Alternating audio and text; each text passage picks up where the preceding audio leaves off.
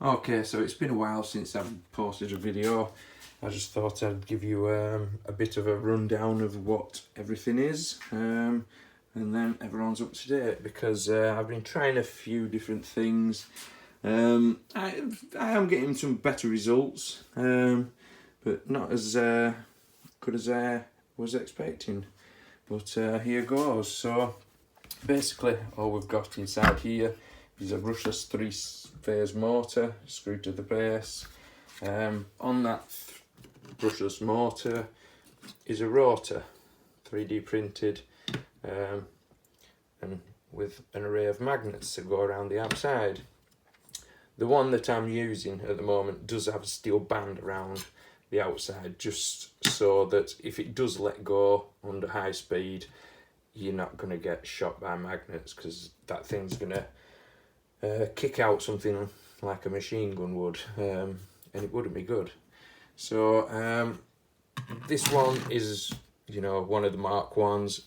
I moved away from it because I set it up as single phase. So where in this grey lid, this is where the coils would sit.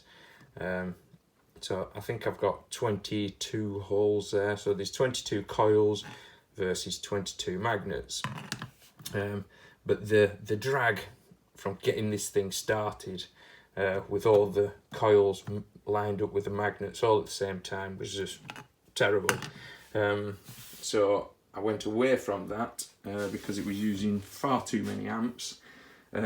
So on this one I went with 24 coils and kept the same amount of magnets. So I had a ratio of 22 magnets, 24 coils. So that gives me four magnets that line up on each side. So 8 magnets line up at any time, instead of 22, which was causing me a lot of drag. So I've basically given myself like a third of the drag, which has helped massively with the amps.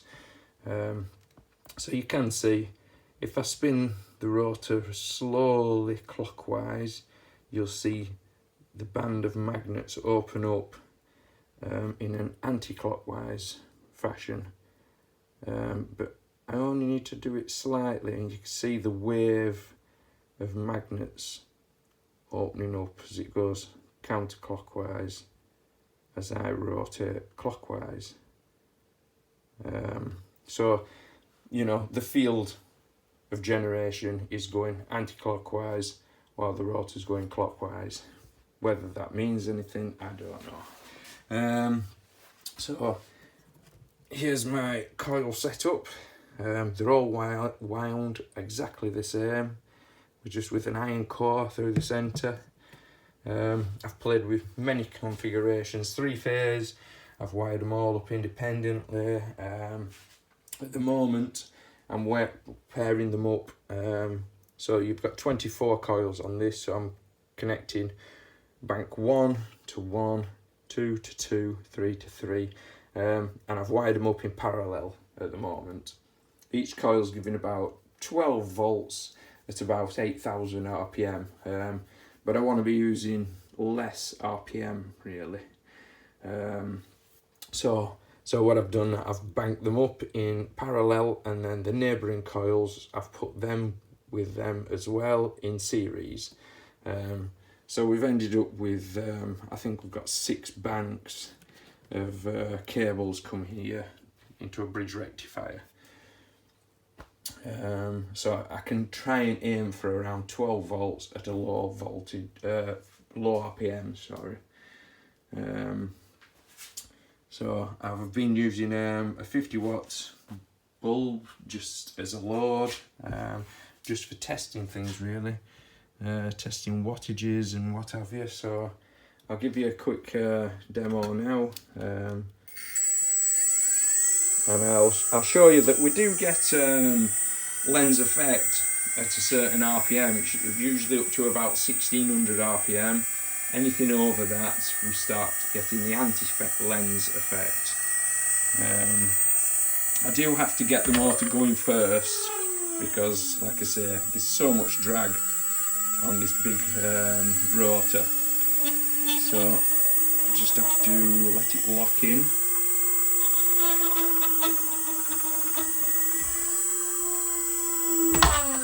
There we go, that's locked down now. So we've got the watt meter there, the watts are on the bottom right, amps are on the top left, the voltage are on the top right. So what RPM are we at now?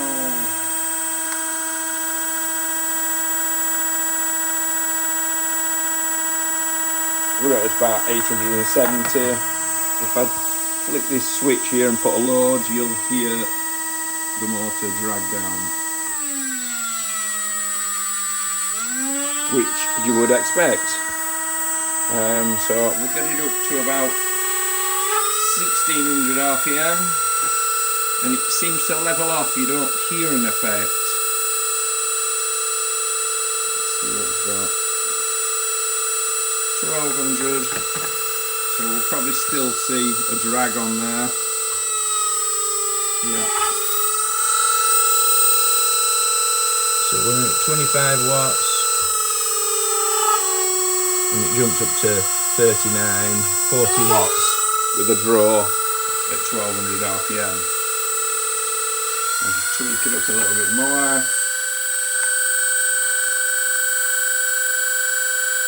13, let's give it a bit more.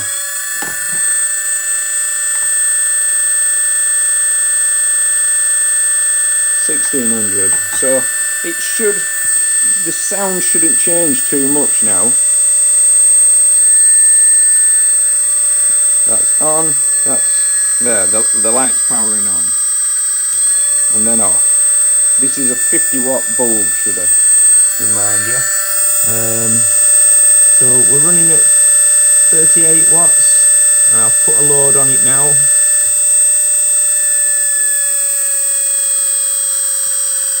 So the wattage has gone up. We are getting some light. So I'll flick that off. What RPM are we on? 1600, right. Let's take it up.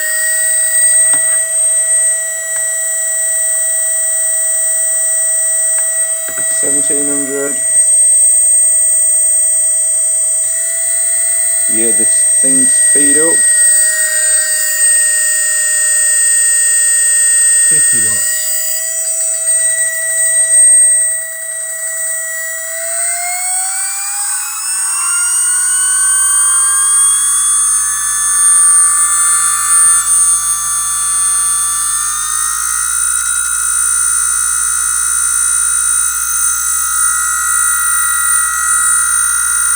$94 watts, 96. Let's put a load on that. Instantly you hear it speed up. We're now at 75 watts. I'll take the load off. Back up to 93, 92, 93.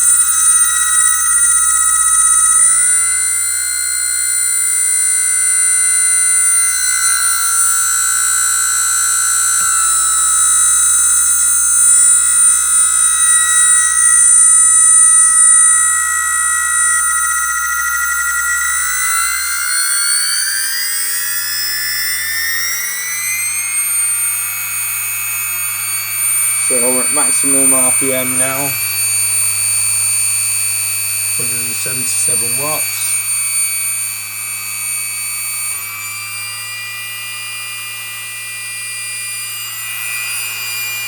We're now at 122, 123 watts.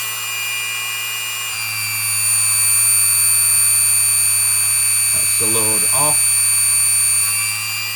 load on.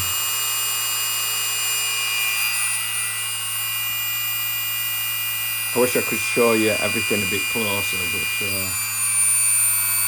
I'm sure if you zoom in on the top right of the screen now, you should be able to see everything.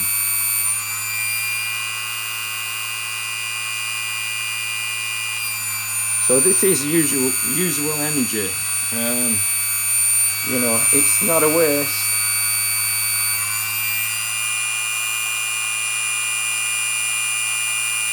Or should I say, we're not wasting our time experimenting with things like this. So I'll turn that off now, because I think we're done with that for now. So yeah, that's where I'm up to at the moment with it. The next thing what I want to be doing is putting a Hall effect sensor to drive the charge circuit. So on the rotor, I might as well show you with this. I'm going to put a series of magnets. I'm not sure how many I should be having. I mean, I could even use the magnets that are generating. So I'm going to have the Hall sensor switching a transistor on and off at different times. So I'm hoping to charge the capacitor up maybe with one revolution of the rotor, and then, you know, on the fan on the rotation, it switches and dumps the capacitor charge into the battery or another bank of capacitors. So I'm going to be playing with that next. You know, I'm not the best with electronics and what have you, but you know, I like to give things a shot. So yeah, any questions or any advice as to how many magnets I should be placing on this rotor to be able to give these capacitors enough charge so I could release them at maximum charge back into the drive circuit. But it's how many pulses take to charge the capacitor. That's what I'm working with.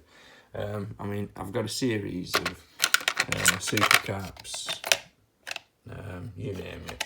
I've got all kinds of things here. So we have plenty of scope and plenty of things to be playing with. Okay, let me know your thoughts, peeps.